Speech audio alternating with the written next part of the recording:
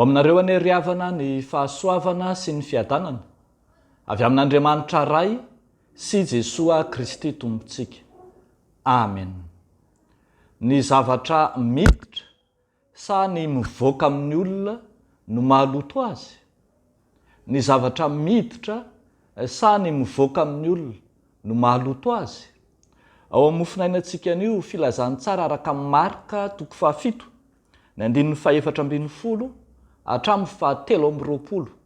Vakitsika amin'ny anaran'i Jesosy manao hoe: ary niantsony vahoaka keo amin'ny indray izy ka nanao taminy hoe: mihaino ahy ianareo rehetra ka mahafantara, fa tsy ny zavatra avy eo ivelany izay miditra ao anatin'ny olona no mahaloto azy, fa izay mivoaka avy ao anatin'ny olona no mahaloto azy. Ary rehefa niala teo amin'ny vahoaka izy ka niditra tao an-trano, dia nanontany azy ny mpianany amin'izay izany fanoharana izany. Ary hoy izy taminy: hay, ianareo koa aza mba tsy mahafantatra? Tsy fantatrareo va fa izay rehetra eo ivelan'ny olona ka miditra ao anatiny dia tsy mahaloto azy? Satria tsy miditra ao am-pony izany fa ao an-kibony ihany, ka dia mivoaka ao amin'ny fivoahana. Izany no lazainy mba ahadio ny hanina rehetra.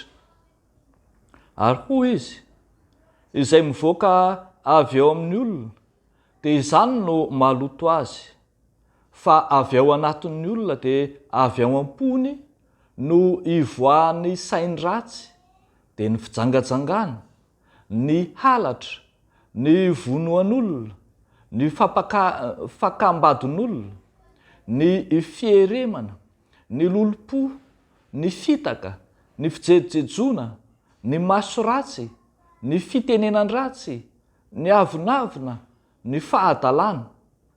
Izany zava-dratsy rehetra izany no mivoaka avy ao am-pon'ny olona, ao anatin'ny olona ka mahaloto azy. Ray Masino, manamasinana ahy amin'ny fahamarinana, ny teninao no fahamarinana. Amen. Ny miditra ao anatin'ny olona sa ny mivoaka no mahaloto azy? Mazava ho azy araka n'ity fampianaran'i Jesosy ity dia tsy izay miditra ao anatin'ny olona fa izay mivoaka avy ao anatiny no mahaloto azy.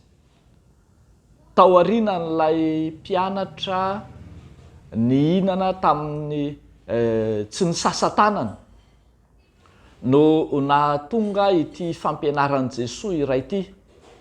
Rehefa avy ny sakafo tsy ny sasa-tanana ny mpianatry ny tompo dia nahazo fanamarihana tamin'ireo jiosy, indrindra ireo fariseo sy mpanoradalàna. Tamin'ny fariseo sy ny mpanoradalàna mantsy dia tafiditra tao anatin'ny tarazo, tsy hoe mila manasa tanana noho ny amin'ny fahadiovana hita maso fotsiny, fa tena tarazo mihitsy. Ny filazany azy eto moa dia hoe fampianarana voatolotry ny razana. Tarazo ny misasa tanana alohan'ny misakafo na avy any an-tsena ka hisakafo dia mila misasa.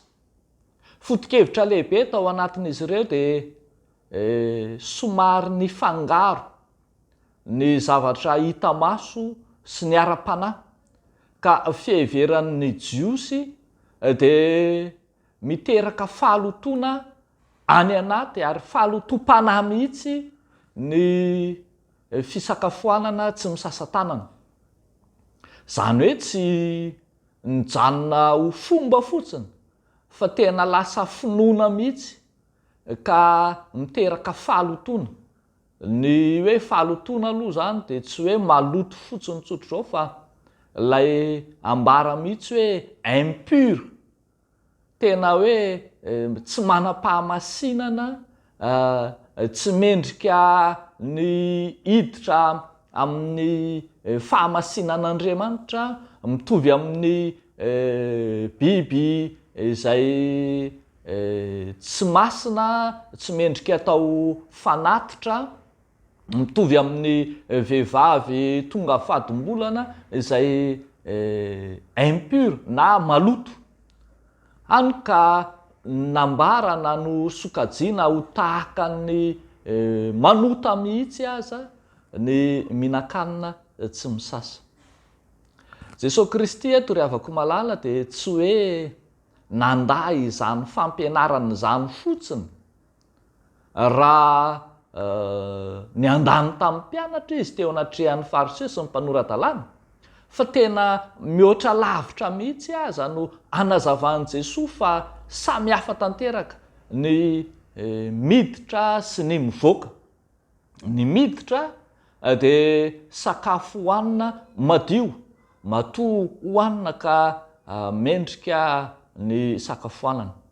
Fa ambaran'i Jesosy kosa fa ny mivoaka avy ao anatin'ny fo, ny mivoaka avy ao anatin'ny olona no tena antsoina hoe maloto, ary iny no antsoina hoe fahotana. Ny mivoaka avy ao anatin'ny fo no fahotana, tantsain'i Jesosy eo amin'ny 1:20 sy ny 2:20 zany rehetra zany, sainy ratsy ozy izy nivoahany fijangajangana, ny halatra, ny vonon'olona, fakambadon'olona, fieremana, lolo-po, fitaka, fijejejona, maso ratsy, ny fitenenana ratsy, avinavina, fahadalàna sy ny hafa rehetra.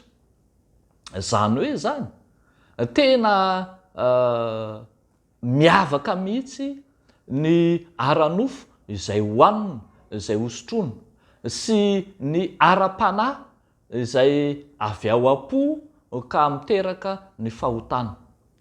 Sokajian'i Jesosy Kristy tahaka ny mpiatsara velatsia ireto fariseo sy mpanoratan-dalàna ireto ka miseho ivelany fotsiny, ka ny ivelany no zava-dehibe, ka dia manaja an'Andriamanitra amin'ny molony, nefa ny fony kosa lavitra an'Andriamanitra. Eny ambara mihitsy fa foana ny antony ivavahana izy ireo raha ohatra ka mampianatra ny didin'olona asolo ny didin'Andriamanitra. Tonga efa lasa ambaniny ity fampianarana voatolotra amin'ny razana ity tarazo ity, ny lalàn'Andriamanitra na ny didin'Andriamanitra, ka natonga an'i Jesosy nanameloka azy ireo. Raha havako malala ao amin'ny tompo ry kristianina havana, lesona lehibe ho antsika zany, ahafahantsika mifehy ny toe-po sy ny toe-panahintsika eo anatrehan'ny zavatra hita maso maro samihafa. Ahafahantsika mandanja tsara ny amin'izay ampidirina sy ny avoaka. Ny miditra dia mety hiditra amin'ny vava ka tsy hahaloto ny olona, fa ny mivoaka kosa dia avy ao am-po ka tonga fahotana, tonga ota na fisarahana amin'Andriamanitra mihitsy zany. Dia mila mitandrina tsika eo anatrehan'ny zavatra hita maso samihafa, ka tsy hiteny isika fa satria marobe ohatra ny zava-mahadomelona ety ambonin'ny tany hita maso, dia ironitsika ka anometsiny fa ny fahamaron'ny zava-mahadomelona na tonga antsika handray, fa ny fotsika mihitsy no nanapa-kevitra handray, dia izay no mahameloka atsika. Tsy ny fahamaron'ny zavatra samihafa izay misarika anao ety amin'izao tontolo izao no mahatonga atsika irona ho any amin'ny fahotana sy ny filana sy ny filibana maro samihafa, fa fanapahan-kevitra miainga avy ao am-po io, ka natohina fahamarony dia ny fanapahan-kevitra miainga avy ao anatintsika no mila madio, mila manaraka ny sitrapon'Andriamanitra, mila manaraka ny didin'Andriamanitra. Tsy ny fironan'izao tontolo izao no hitarika anao koa andeha hiazakazaka ho any amin'ny fahaverezana, fa fanapahan-kevitra madio avy ao anatintsika tsiraray avy no mitarika atsika ho amin'ny fanarahana an'Andriamanitra. Arak'izany ary havako malala dia tao amin'ny soratra masina isika mba handinika amin'ny fo anapa-kevitra avy ao anaty mba ho masina sady tsy misy tsiny eo anatrehan'Andriamanitra isika. Eo an'Andriamanitra irerian'ny voninahitra. Amen. Ivavaka isika. Tompo, misaotra anao zahay ny amin'ny teninao izay mampatsiaro anay ny sitraponao izay andraisanay fifandraisana marina aminao Andriamanitra. Tompo, ifonanay raha toa ka nisy fihetsika na fanapahan-kevitra na fanao izay nataonay ka mampiatsara velatsia-nay eny, efa nomenay lanja mihoatra noho ny didinao. Ifonanay aminao izay rehetra fifandraisana tsy mamendrika anay teo anatrehanao. Fa ankehitriny kosa dia inonay fa efa nandray anay ianao, efa manadio anay ianao. Ary raha hiatrika ny fanompona masina amin'izao voalohan'ny herinandro izao izahay, hiatrika ny fiaraha-mivavaky ny mino, dia mangataka ny fanainao masina, ampahalalaka ny fonay, ampahalalaka ny fotoananay tsiraray avy mba ho vonina tsara amin'izany. Ary ianao Andriamanitra kosa no angatanay mba hialoha lalana ary ampahery ireo mpanomponao rehetra manana anjara amin'izany. Ataonay sy angatanay amin'ny anaran'i Jesosy Kristy Tomponay izany vavaka izany misaotra Tompo. Amen.